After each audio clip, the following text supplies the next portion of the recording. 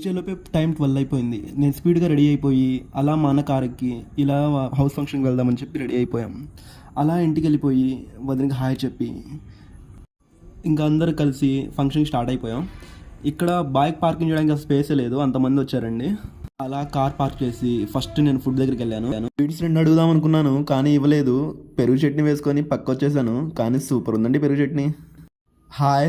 అలా మన ఓనర్ని కలిసి కంగ్రాచులేషన్ చెప్పి అలా పక్కకి వెళ్ళిపోయి సీక్రెట్స్ మాట్లాడుకున్నాం. ఫంక్షన్స్లో లేడీసే అందం అనుకుంటాను, అందరికీ హాయ్ అని చెప్తుంటే వీళ్ళు నన్ను ట్రోల్ చేస్తున్నారు. గ్రూప్ ఫోటో దిగి మా మేనేజర్కి బాయ్ అని చెప్పి రిటర్న్ అయిపోయాం. వెళ్ళగానే మా ఫ్రెండ్స్ ఫోన్ చేశారు.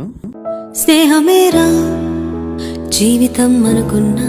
ఫ్రెండ్ ఏదో ఆర్డర్ పెట్టుకున్నట్టున్నాడు, అదేంటని ఎగ్జైట్మెంట్ దాకా నేనే ఓపెన్ చేసి చూశాను. అదేంటో కాదండి, హెయిర్ ఫాల్ అవ్వకుండా గమ్మీస్ అంట, అవేం పని చేయవు బ్రో. ఆర్డర్తో మన డే అయితే అయిపోయిందండి.